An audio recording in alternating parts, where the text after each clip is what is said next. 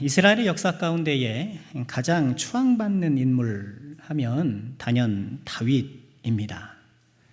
하나님은 다윗을 내 마음에 합한 자 또는 내 마음에 맞는 사람 이렇게 칭찬하셨고요. 또 그의 왕위가 영원할 것이다 이렇게 말씀도 하셨습니다. 그리고 선지자들은 장차 이스라엘을 구원할 메시아를 다윗의 자손이다 이렇게 소개했고요. 신약 성경의 첫 구절 기억나시나요?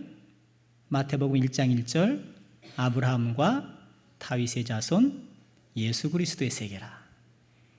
신약 성경이 소개하는 예수님은 다윗의 자손이라는 거예요. 다윗이 귀한 이름으로 계속 불리어지고 있는 것이고요. 오늘날에도 이스라엘 국기에 그려진 그 별을 다윗의 별 그렇게 부릅니다. 우리가 세종대왕을 이렇게 높이 존경하는 것처럼 아니 그 이상으로 이스라엘 사람들은 다윗을 성군 중의 성군으로 존경하고 있는 것이죠. 다윗이 이처럼 오고 가는 세대의 성군으로 훌륭한 왕으로 인정받는 이유가 무엇일까요? 우선은 다윗의 믿음일 거예요. 우리가 지금까지 다윗의 행적을 살펴보았는데요. 오늘이 우선 이 다윗의 행적을 추정하는 또 묵상하는 마지막 시간이 되겠고요. 자, 이 골리앗을 이기고 이스라엘의 영웅으로 등극한 후 또 사울의 시기를 받아서 광야로 내몰리고 이런 도피 과정 속에서 다윗은 한결같이 하나님을 신뢰하는 그런 믿음을 보였어요. 또 왕위에 오른 후에도 비록 여러 큰 실수를 저질리기는 했지만 하나님을 떠나지 않았고 하나님과 함께하는 참으로 거룩한 삶을 살았어요. 다윗이 오고 가는 세대의 훌륭한 왕으로 인정받는 이유는 우선은 이 믿음일 거예요. 그러나 여기에 더해서 다윗이 성군으로 존경받는 또 하나의 이유가 있다고 한다면 저는 그가 시인이었기 때문이다 이렇게 생각합니다. 다윗은 군인이며 또 정치가이면서 훌륭한 시인이었죠. 전략에도 능했고 정치적 수완도 뛰어났지만 시를 쓸 줄 아는 시인이었다는 거예요.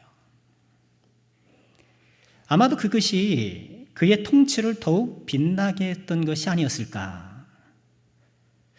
왜냐하면요, 이 시는 성찰의 언어이고 공감의 언어이기 때문에 그렇습니다. 시는 성찰의 언어죠. 인간과 사물에 대해서 깊이 또 세밀하게 성찰을 한 후에 탄생하는 게 시예요. 시인은 다른 사람들이 보지 못하는 것을 보고 또 다른 사람들과는 다른 관점에서 볼 수 있는 사람들이에요. 그래서 그 새로운 관점에 우리가 놀라기도 하고 감동하게도 되는 것이죠.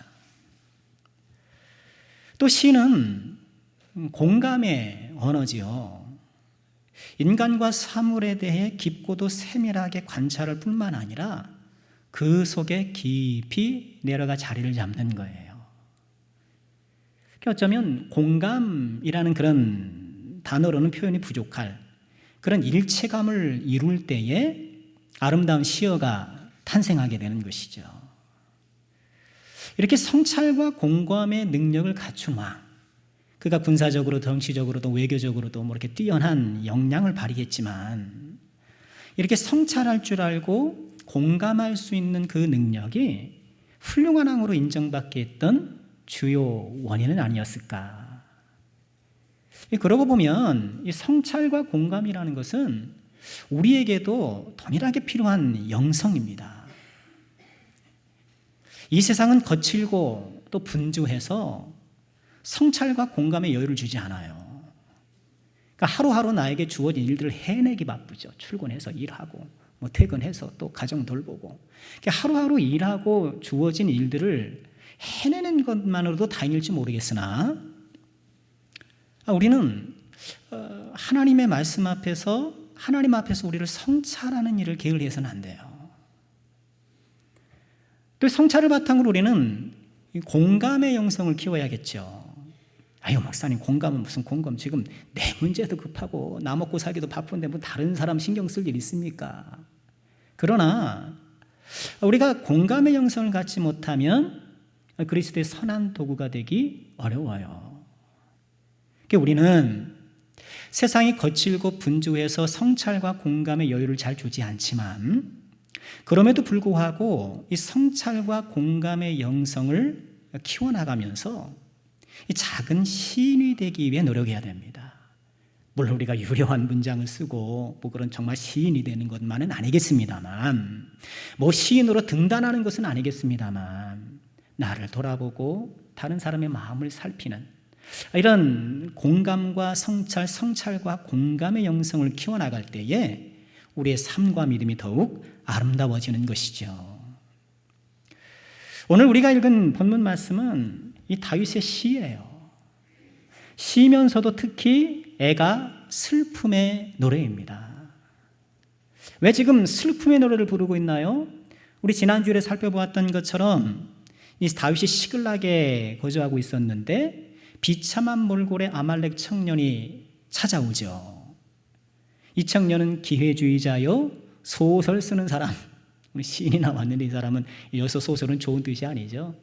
소설 쓰는 그런 소년이었는데 사울과 요나단의 전사 소식을 전하죠. 블레셋과의 사활을 건 길보아산 전투에서 그만 사울과 그 아들 요나단이 죽었다는 거예요. 그가 죽어가고 있는데 제가 그의 숨을 편하게 끊어주고 이렇게 왕관과 팔찌를 가져왔습니다. 그렇지만 이 아말렉 청년은 뭐 상받기를 기대했지만 이 다윗은 기름 부음 받은 자를 감히 살해했다라는 이 소년, 그 스스로의 주장을 증언 삼아서 그를 형벌에 처하죠. 그리고 나서 이 사울과 요나단의 죽음을 비통해하며 부른 노래가 오늘의 애가입니다. 이 애가를 부르는 이 다윗의 애가를 통해서 우리에게 주시는 교훈은 무엇일까요? 함께 묵상하면서 은혜를 나누고 싶은데요. 자, 우선 우리는 이 애가가 차지한 위치에 좀 주목할 필요가 있어요. 우리가 사무엘하 1장을 읽었습니다만 그 다음인 사무엘하 2장에 다윗은 드디어 왕이 됩니다. 아직 유다의 왕일 뿐이지만 온 이스라엘의 왕이 되려면 7년 6개월을 더 기다려야 합니다만 어쨌든 지금부터 이제는 왕위로 이렇게 불리게 된 거예요. 그러고 보면 왕이 되는 다윗의 마지막 행적이 무엇일까? 우리가 에셀바이부터 함께 동행했잖아요. 에셀바이부터 쭉 지금 왔는데 왕이 되기 전 다윗의 마지막 행적이 무엇인가? 애가를 부는 것이었더라. 아니 왜 다 왕이 되기 전 다윗의 마지막 행적이 애가를 부르는 것일까? 이것은 우리에게 무엇을 교훈하는 것일까? 저는 이것을 다윗이 왕이 되어도 시를 잊지 말아라, 애가를 잊지 말라는, 애가를 부르는 왕이 되라는 메시지가 아닐까, 그렇게 묵상해 보았습니다. 애가를 부를 줄 아는 왕, 슬픔을 슬퍼할 줄 아는 왕, 성찰과 공감을 통해서 슬픔을 표현하고 그 슬픔을 느낄 수 있는 사람. 우리에게 이런 지도자가 필요한 것이 아닐까요? 2014년 4월 16일 그 세월호 사건 우리가 다 기억하잖아요. 이렇게 뒤늦게 현장을 찾아온 당시 대통령의 다소 무덤덤한 표정, 이 상황을 파악하지 못하고 했던 그런 말들, 특히나 그 참혹한 현장에서도 눈물 한 방울 흘리지 않은 것에 대해서 언론들이 많이 비판을 했었죠. 뭐 사실은 어떤지 모르겠습니다만. 또 세월호 관련 브리핑을 하던 당시 청와대 대변인이 이렇게 말을 하다가 말실수를 해요. 그랬더니 칼칼하게 대고 웃는 거예요, 소자. 동영상 찾아보면 다 나와요. 또 진도 앞바다에서 현장 취재 방송을 하던 어떤 언론사 기자가 이 카메라가 꺼진 줄 모르고 욕지거리를 하면서 깔깔대고 웃는 이야기가 또 전파를 탔어요. 슬픔을 슬퍼할 줄 모르는 세상이 아닌가. 그 참혹한 현장에 일하러 간 거예요. 일하러. 내가 지금 다루고 처리해야 될 일로 인식하는 거예요. 뭐 그분들의 잘못이 아니고 이 세상이 그래요. 우리가 살아가는 세상이 그런 거예요. 슬퍼할 줄 모르는 사람은 다른 사람을 슬프게 해요. 내가 슬퍼할 줄 안다는 것, 애가를 부를 줄 안다는 것은 다른 사람들을 편안하게 하고 다른 사람들에게 평강을 주는 거예요. 정치도 잘하고 외교도 잘하고 국방도 잘해야 되지만 지도자는 슬퍼할 줄 알아야 돼요. 독일 속담에 이런 말이 있답니다. 남자가 울어야 그 가정이 건강하다. 우리 울면 안 되잖아요. 남자는 몇 번 울어요? 3번만 울면 큰일 나요. 잘 울어야 돼요. 잘 울어야 돼요. 남자가 울어야 그 가정이 건강하다. 지도자가 울어야 그 나라가 건강하다. 목사가 울어야 그 교회가 건강하다. 그렇죠? 다윗은 슬퍼할 줄 아는 왕이었어요. 무엇에 슬퍼했을까? 죽음에 슬퍼했어요. 자, 오늘 애가 17절 애가의 성격을 정확하게 규정하는 그런 말씀인데 다윗이 이 슬픈 노래로 사울과 그의 아들 요나단을 조상했다. 이 노래가 슬픔의 노래라는 거예요. 그리고 그 슬픔의 이유가 사울과 그 아들 요나단을 조상하는 것, 그의 죽음을 슬퍼하는 것이죠. 이 조상하다라는 단어가 쿤이라는 단어인데 구약 성경이 8번 사용되었습니다. 그런데 모두 죽음과 관련해서 사용되었어요. 이 조상하다는 것, 통곡하다 이렇게 번역되기도 했는데 죽음을 슬퍼하고 죽음에 대해 우는 것, 죽음을 슬퍼하는 노래예요. 지금 우리가 읽은 오늘 이 애가는 죽음을 슬퍼하는 노래. 질병을 슬퍼하고 사업의 실패도 슬퍼하고 원수를 슬퍼하고 여러 가지 슬퍼한 이유가 있을 수 있겠지만 죽음에 대해서 슬퍼하는 것. 여러분 그런데 어떤가요? 이 죽음에 대해서 슬퍼한다라는 것, 아니 우리는 예수님의 부활로 죽음을 다 이긴 자인데 죽음을 극복하고 사망에서 생명으로 옮긴 사람인데 죽음을 슬퍼하는 것 좀 믿음이 약한 것 아닙니까? 좀 이런 반문이 생기지 않을까요? 그렇습니다. 우리 크리스찬들은 죽음을 이긴 사람이 틀림없어요. 예수님의 십자가 은혜로 사망에서 생명으로 옮겨진 사람들이에요. 그러나 그것이 죽음을 부정하거나 무시하라는 것은 아니에요. 그러니까 기독교는 죽음을 부정하거나 회피하거나 아무것도 아닌 것처럼 무시하거나 그렇지 않아요. 오히려 죽음을 관통해서 나가는 거예요. 죽음을 관통해 나가는 것. 그것이 바른 믿음의 태도라는 거예요. 왜 그럴까요? 이 죽음에 대해서 정당하게 슬퍼할 줄 아는 사람이 생명의 기쁨도 아는 거예요. 죽음이 가져오는 그런 절망의 시면을 정당하게 두려워할 줄 알 때 그 죽음을 이기고 우리에게 영원한 생명을 주신 하나님께 더욱 감사하게 되는 거예요. 우리는 죽음의 두려움에 갇혀서는 안 돼요.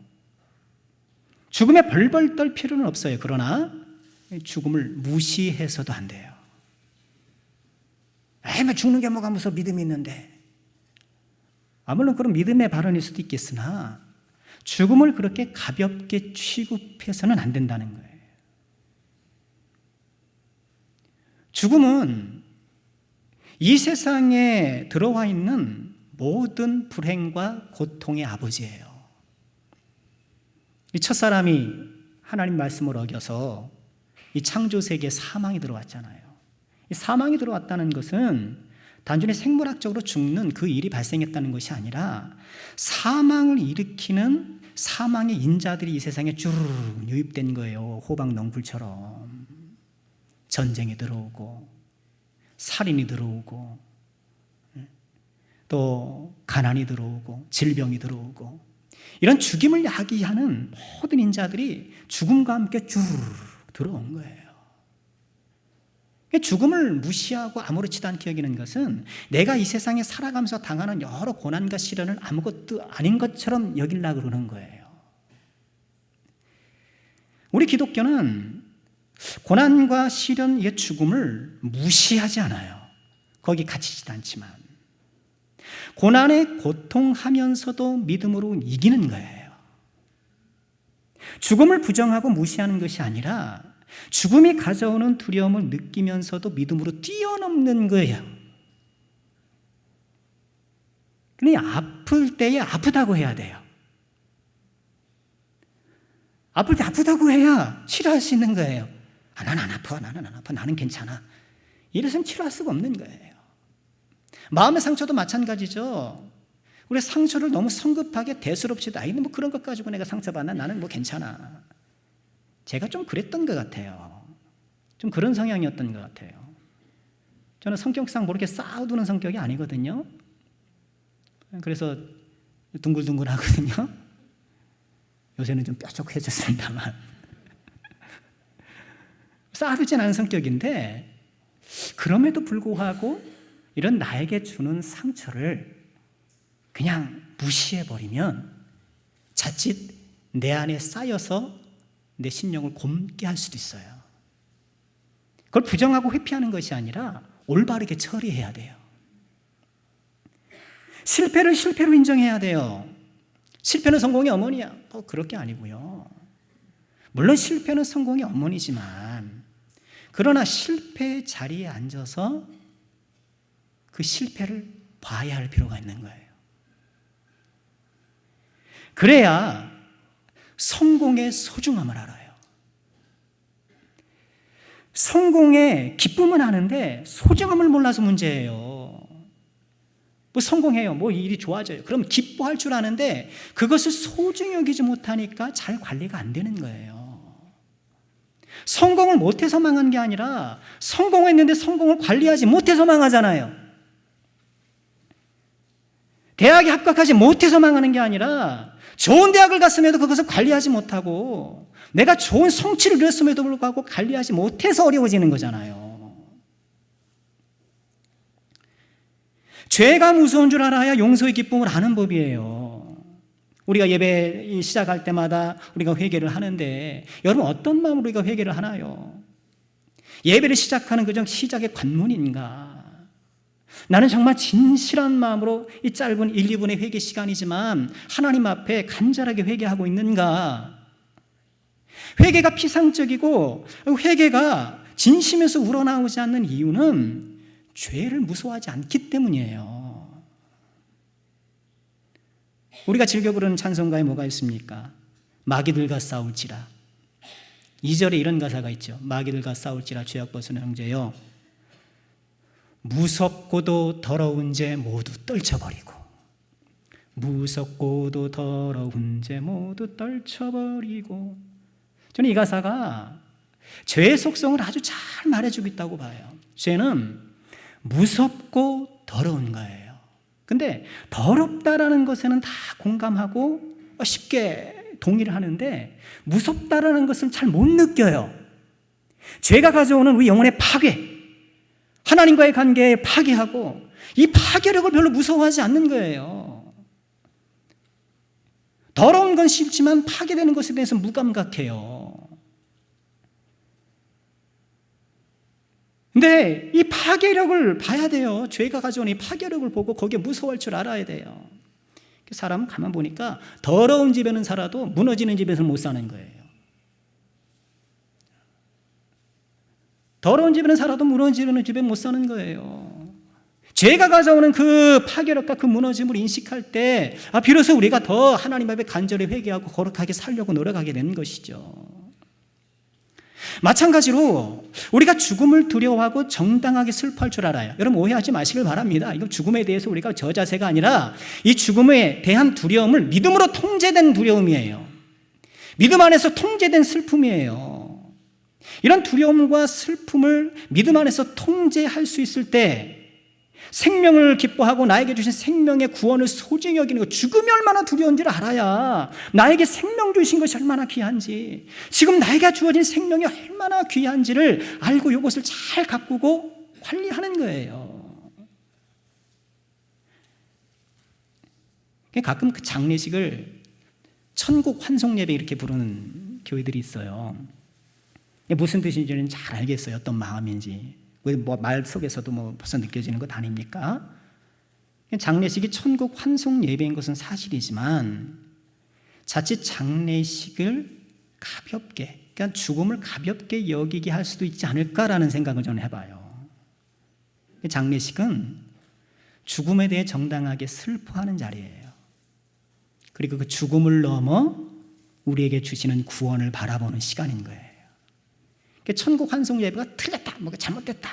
여러분 어디 가가지고 우리 목사님은 천국 환송 예배 틀렸대, 그렇게 틀리다 맞다 그렇게 생각하지 마시고요. 이건 성숙한 자세가 아니고요. 강조점이 있지만 그러나 장례 예배라고 부르는 것이 좀 더 적절하지 않겠는가, 저는 그렇게 보고요. 그래서 우리 교회의 장례 예배를 저는 장례 예배다 이렇게 이름하고 드리고 있습니다. 예수님은 나사로 무덤 앞에서 눈물을 흘리셨어요.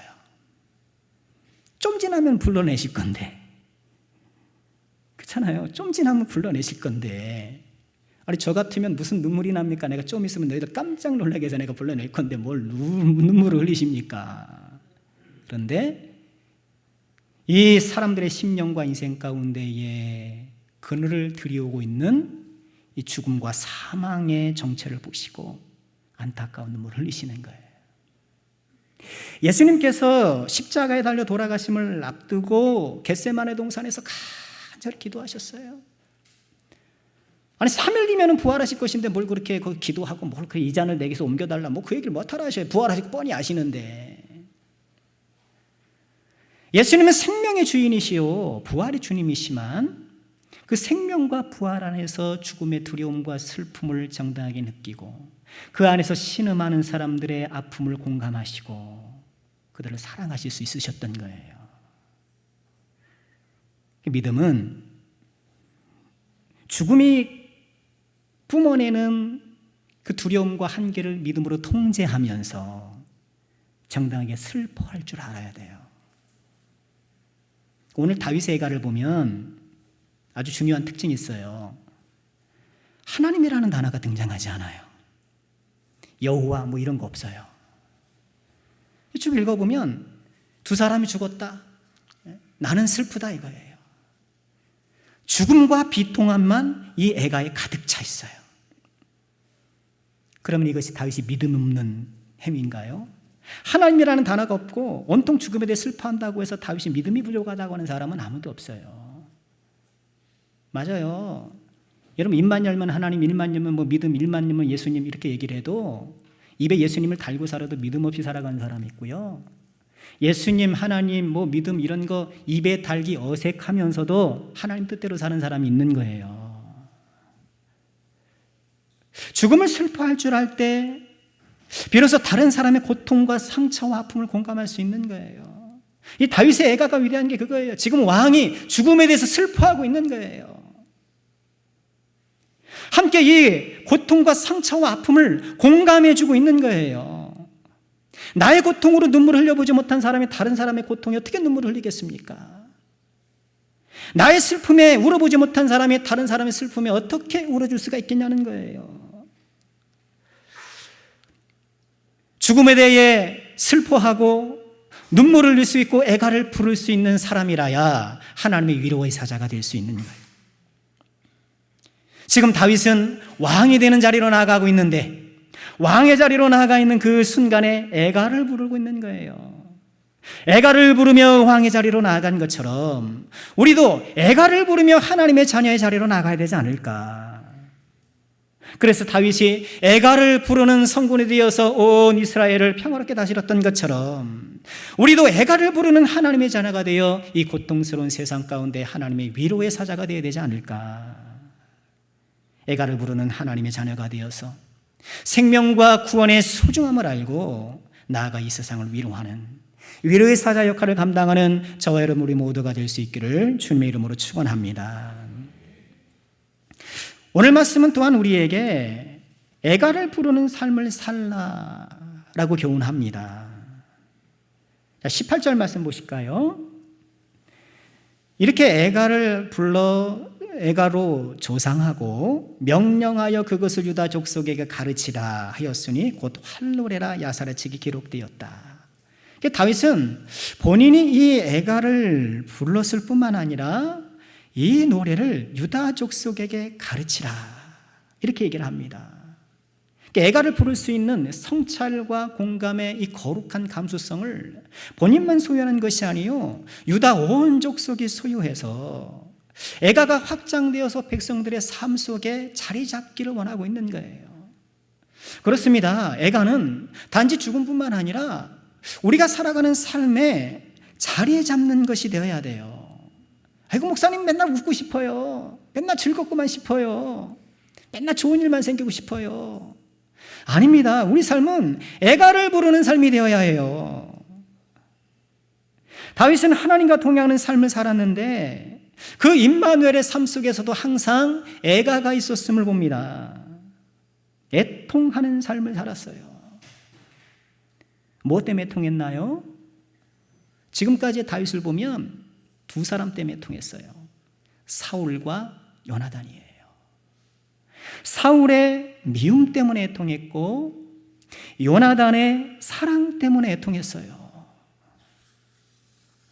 사울의 미움 때문에 애통한다는 건 무언가요? 우리 잘 아는 대로 사울은 다윗을 엄청 미워했죠. 다윗을 지금 광야로 내몬 장본인이에요. 사울의 미움 때문에 애통한 거예요. 진심을 몰라주잖아요. 충성심을 자꾸 의심하잖아요. 자기 자리를 노린다고 그래서 자꾸 죽이려고 하잖아요. 이처럼 사울이 다윗을 미워하는 것처럼 여러분 세상이 우리를 미워하지 않습니까? 요한 3서는 우리에게 이렇게 말씀하셨어요. 형제들아 세상이 너희를 미워하여도 이상히 여기지 말라. 그리스도인들은 세상에서 미움받을 수 있다는 거예요.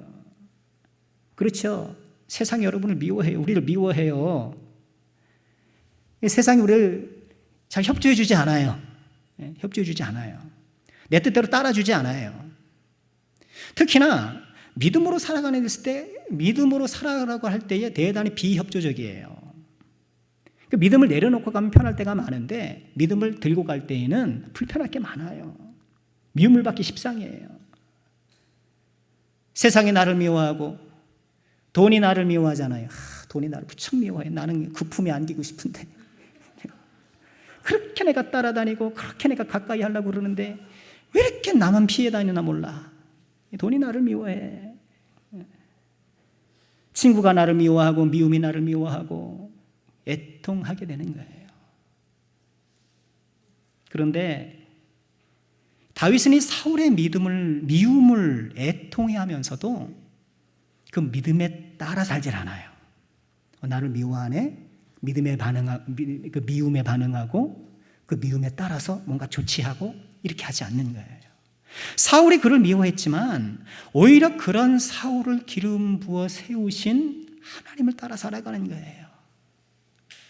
애통하면서도 이 세상이 나를 미워하기 때문에 애통하면서도 그 미움에 반응하며 사는 것이 아니에요. 돈이 나를 미워하니까 내가 이 돈 따라 살아가는 것이 아니에요. 그럼 더 망가지는 것이죠. 세상이 나를 미워하지만 그 미움을 따라 움직이는 것이 아니요 하나님을 따라 살아가는 것. 다윗이 왕이 되었던 이유였던 거예요. 또 다윗은 요나단의 사랑 때문에 애통했어요. 26절에 다윗이 이렇게 애통하지요. 같이 한번 읽어볼까요? 시작. 내 형 요나단이요 내가 그대를 애통함은 그대는 내게 심히 아름다움이라 그대가 나를 사랑함이 기이하여 여인의 사랑보다 더하였도다. 여인의 사랑보다 더하였다. 이 표현 때문에요. 어떤 그 성경학자들은 다윗과 요나단이 동성애한 거 아닌가? 네, 이렇게 봐요. 참, 먼 눈에 뭐만 보여요. 이게 도난지 유돈이에요. 아니, 다윗이 부인이 한둘입니까? 다 자식들 낳고. 요나단은 다윗을 사랑했어요. 그런데 다윗은 그 사랑을 누릴 수가 없었어요. 요나단의 사랑은 결핍의 사랑이었어요. 사울이 미워한 것 때문에 애통했고, 요나단이 나를 사랑했지만 그것이 나를 채워줄 수 없어 애통했던 거예요. 우리가 애통하는 또 하나의 이유, 결핍이에요. 왜 우리 인생을 광야라고 얘기하는가? 광야는 결핍의 땅이거든요. 다 부족해요. 물도 부족하고 흙도 부족하고 날씨도 부족하고 먹을 것도 부족하고 다 부족해요.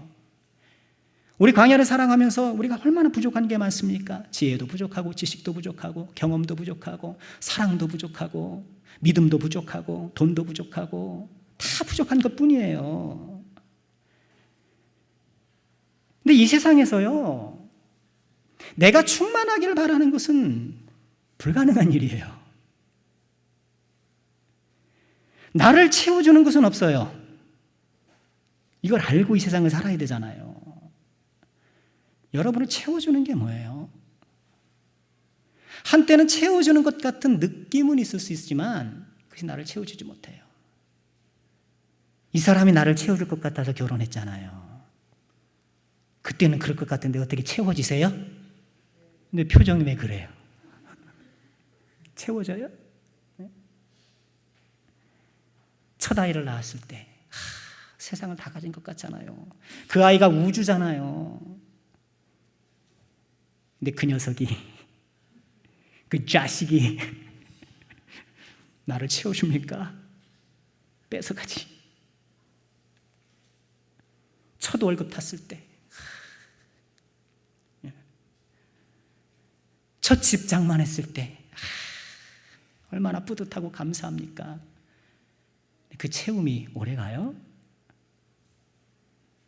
믿음 생활도 마찬가지예요. 그러니까 내가 다 알고 내가 영적 은혜를 충만히 누리고 그래서 내가 완전히 뭘 다 이렇게 안다고 생각하면 오산이에요. 우리 믿음 생활할 때 내가 구원받기에 충분한 믿음을 주셨지만 여전히 모호하거나 채워지지 않는 부분이 있는 것을 인정해야 돼요. 성령 충만은 절대적인 충만이 아니에요. 우리를 완전한 사람으로 만들어주는 충만이 아니잖아요. 성령 충만에도 우리는 계속해서 성화의 과정에 있는 사람이고 주님 오실 그날에 우리는 영화의 완전한 사람이 되는 거잖아요. 성령 충만 우리가 사모하고 소망해야 되지만 그것이 본질적으로 어떤 근본적으로 절대적으로 우리를 완전하게 해주는 것은 아니에요. 빌립보서 3장 12절 이렇게 말씀하시죠. 내가 이미 얻었다 함도 아니요 온전히 이루었다 함도 아니라 오직 내가 그리스도 예수께 잡힌 바 된 그것을 잡으려고 달려가노라. 이것이 신앙생활, 믿음생활의 실존이라는 거예요. 내가 다 부린 양, 내가 다 아는 양, 내가 하나님의 뜻을 다 아는 양. 이단들이 그래서 이단인 거예요. 꿰뚫어안다 이거예요. 내가 다 괄파했다 이거예요. 하늘의 비밀을 내가 다 안다는 거예요. 천만에요. 나를 충만하게 하는 것은 이 세상에 없어요. 여러분, 그래서 감사가 귀한 거예요. 우리가 세상을 살아가면서 채워지지 못한 그 비공간을 뭘로 채우는 거예요? 감사로 채우는 거예요. 그래서 감사가 우리 영혼을 평화롭게 하는 거예요. 우리는 이 세상이 나를 채워줄 수 없다는 것을 인정하고 이 결핍이 주는 이 세상에 애통해하면서 언젠가 나를 충만히 채워주실 미래의 그날을 바라보며 살아가는 거예요. 언젠가 지금 나는 결핍 때문에 고통하고 결핍 때문에 지금 신음하고 있지만 결핍 때문에 애가를 부를 수밖에 없지만 애통할 수밖에 없지만 언젠가 나를 채워주실 그날이 있음을 바라보고 언젠가 나를 충만하게 해주실 그날인 나를 기다리고 있음을 바라보고 그날을 향해 나아가는가. 애통하는 자에게 주시는 복이에요. 예수님께서 마태복음 5장 4절 이렇게 말씀하셨어요. 애통하는 자는 복이 있나니 그들이 위로를 받을 것이요. 애통하는 자가 복이 있다. 우리는 어떻게든지 애통하지 않으려고 그러고, 우리는 어떻게든지 웃기만 하려고 그러고 즐거우려고 하지만, 오히려 애통하는 자가 복이 있나니 그들이 위로를 받을 것이다. 여러분, 애통하는 삶이야말로, 하늘을 향하여 애가를 부르는 삶이야말로 산상우주적인 삶이요, 산상수훈적인 삶이요, 하나님 나라 백성의 삶이라는 것을 기억하고, 죽음에 대해 애통하고, 미움에 대해 애통하고, 채워지지 않는 결핍에 대해 애통하고, 그러나 그렇게 애통하는 자에게 주시는 하나님의 놀라우신 위로를 경험하고, 여러분, 이것이 얼마나 위대한 복음입니까? 정말 복음 굿뉴스 아닙니까? 애통하는 자가 복이 있다니요. 애통하는 자가 복이 있다니. 세상은 애통하면 아이고 저 사람 안 된 사람, 울면 아이고 저 사람 참 실패한 사람. 세상은 애통하는 자를 복이 있다고 보지 않으나, 그러나 애통하는 자, 하늘을 향하여서 애가를 부르는 자가 복이 있다라고 주님 말씀하시는데, 하루하루 우리는 얼마나 애통할 일들을 많이 만납니까? 지금 무엇 때문에 애통하고 계십니까? 죽음 때문에, 미움 때문에, 또 결핍 때문에 우리를 애통하게 하는 것들이 우리 주변에 득실하지만, 그러나 우리에게 예수님이 계셔요. 애통하는 자에게 하나님의 위로를 선사하시는 예수 그리스도가 우리에게 계심을 믿고, 오늘도 믿음의 애가를 부르시길 바랍니다. 죽음이 드리운 이 두려움 가운데에 갇히지 않고 하늘을 향해 애가를 부르시길 바랍니다. 세상이 나를 미워하고 나를 없이 여겨도 그 세상의 미움에 믿음으로 반응할 것이 아니요, 하늘을 향해 애가를 부르고, 세상의 결핍으로 오늘도 고난하고 오늘도 절망하게 되지만, 그러나 하늘을 향해 다시 한번 애가를 높이 부르고, 이 하늘을 향해 애가를 부르는 자가 하나님의 위로를 받는다는 것을 기억하시고, 오늘도 하늘을 향해 애가를 부르는 자들, 그래서 세상이 줄 수 없는 하나님의 생명과 사랑과 충만케 하심을 경험하는 저 여러분 우리 모두가 될 수 있기를 주님의 이름으로 축원합니다.